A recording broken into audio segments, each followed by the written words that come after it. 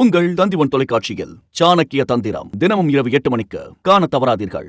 விழுப்புரம் மாவட்டம் தழுதாளி கிராமத்தில் 2000 ரூபாய் வெள்ள நிவாரண நிதி வழங்காததை கண்டித்து கிராம மக்கள் சாலை மறியலில் ஈடுபட்டு வருகின்றனர்.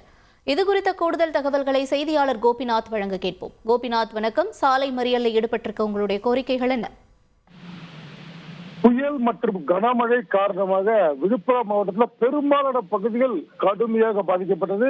இதை தொடர்ந்து நம்ம ஒளிபரப்பு செஞ்சுட்டு வரணும். விழுப்புரம் மாவட்டத்தை பொறுத்த வரைக்கும் கிராமங்கள் இருக்கக்கூடிய விவசாய நிலங்கள், அதே போல ஏரிகள் உடைப்பு ஏற்பட்டு தண்ணீர் ஊருக்குள்ள புகுந்து பெரிய சேதத்தை ஏற்படுத்திருக்கு. நம்ம பார்த்துட்டு இருக்க காட்சிகள் திண்டிவனம் பக்கத்தில் இருக்கக்கூடிய தழுதாளி கிராமம்.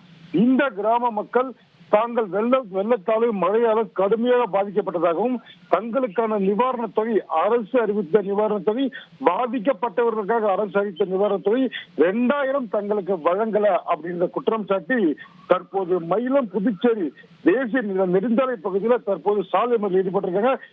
தங்களுக்கு நிவாரணம் அறிவிக்கும் வரை இந்த இடத்தை விட்டு நாங்க போக மாட்டோம் அப்படின்னு சொல்றாங்க. மயிலம் காவல்துறையில சம்பவத்துல அவங்க பேச்சுவார்த்தை நடத்துறாங்க. ஆனால் இதுவரைக்கும் மறியல அவங்க கைவிடல. அதாவது இந்த திண்டிவனம் மயிலம் சாலை தான் புதுச்சேரிக்கு போகணும். அதே போல திண்டிவனம் வரத்துக்கும் வானூர் பகுதிகளும் திண்டிவனம் வரத்துக்கும் இந்த சாலையை தான் பயன்படுத்தி ஆகணும்.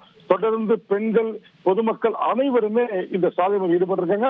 அவசர தேவைக்கு ஆம்புலன்ஸ் கூட அனுப்ப முடியாத ஒரு நிலையில பொதுமக்கள் போராட்டம் நடத்துறாங்க. காவல்துறை அவங்ககிட்ட வாக்குவாதத்தில் ஈடுபட்டு மருத்துவமனைக்கு செல்லும் வாகனங்கள் மட்டும் தற்போது அனுபவிச்சுட்டு இருக்காங்க.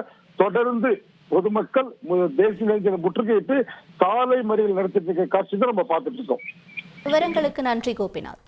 உங்கள் தந்திவன் தொலைக்காட்சியில் சாணக்கிய தந்திரம் தினமும் இரவு 8 மணிக்கு காண தவறாதீர்கள்.